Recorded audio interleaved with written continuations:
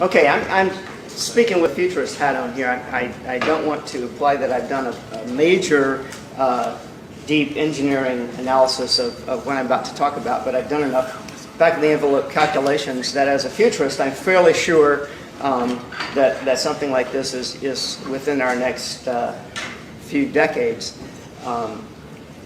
And so the talk is going to be in three parts. First, I'm going to try and convince you that a certain kind of machine that I'll describe is going to be possible, especially given the capabilities of molecular manufacturing that we just heard about.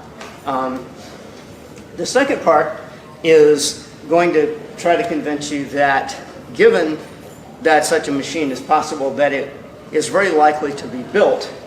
And then the third part is I'm going to try and talk about what the implications of that are for things like global catastrophic risk and a few other things. Okay, so here's the machine. You build a little balloon, and my guess is that the balloon needs to be somewhere between 1 millimeter and 1 centimeter in size. But it has a very thin shell of diamond, maybe just a nanometer thick. And it's round, and it has inside it an equatorial plane that is a mirror. And the whole business, if you squished it flat, you'd only have a few nanometers thick of material, which turns out to be fairly important, and why it's although you could build such a balloon out of materials that we build balloons out of now, it wouldn't be economical for what I'm going to use it for. Okay, so given that we can build these balloons so that the total amount of material in a balloon is actually very, very small, you inflate them with hydrogen in such a way that they will stabilize about 20 miles up in the stratosphere. Okay? So you have these little bitty balloons, and inside of them they have a mirror, and they also have a tiny little control unit and just barely enough power or fans or other actuators to be able to tilt themselves to a preferred orientation. Okay? Now you make enough of them to cover the entire globe. All right? Now, this is why the nanotechnology makes a big difference, because if they're as thick as I described them, you only need about 10 million tons of material to do that. And to compare that with stuff that we're used to, that's about the same amount of material used to make 100 miles of freeway. This is nothing that our technology can't handle, assuming that you can actually turn it into a high-tech gadget of the kind I described. Okay, so you have a balloon, and it's just a balloon, and it floats up there 20 miles, and they all have a little GPS and receiver, and they can just turn themselves, and that's all there is to it, and that's the machine. Okay, well, what can you do with a machine like this? Well, the machine is essentially a programmable greenhouse gas. Okay? If you set the mirrors facing the sun, it reflects all the sunlight back.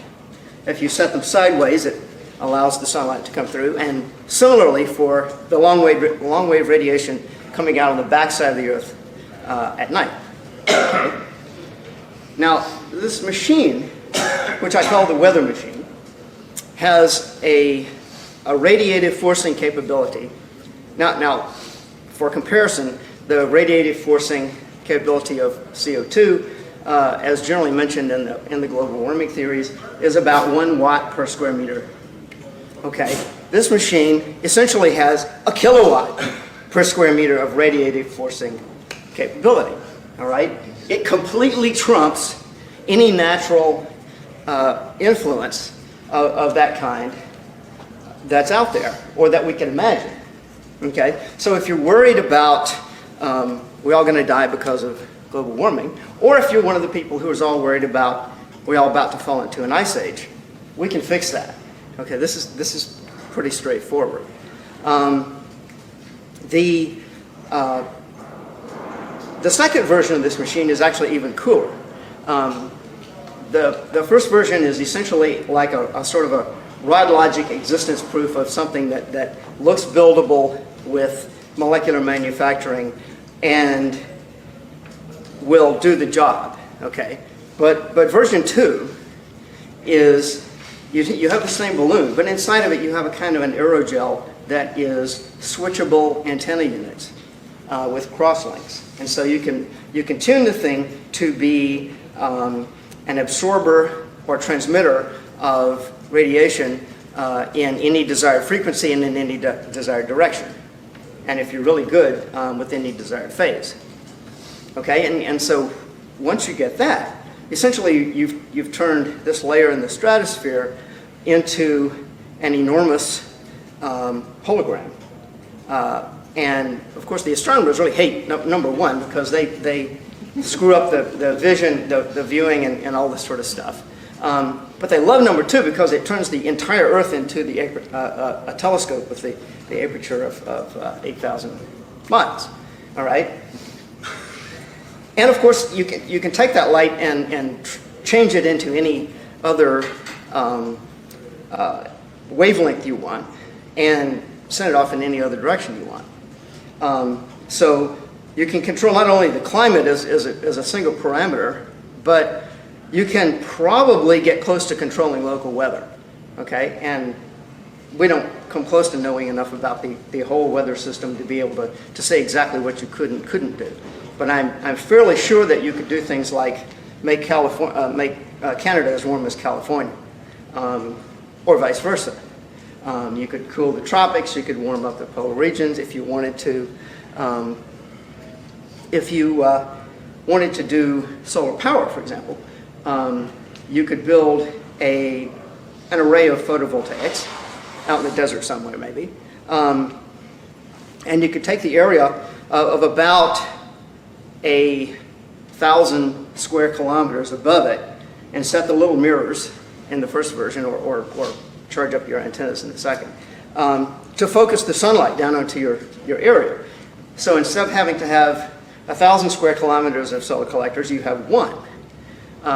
And you've just concentrated all that sunlight on it, and it's pretty much free because you've already built the thing to control the weather.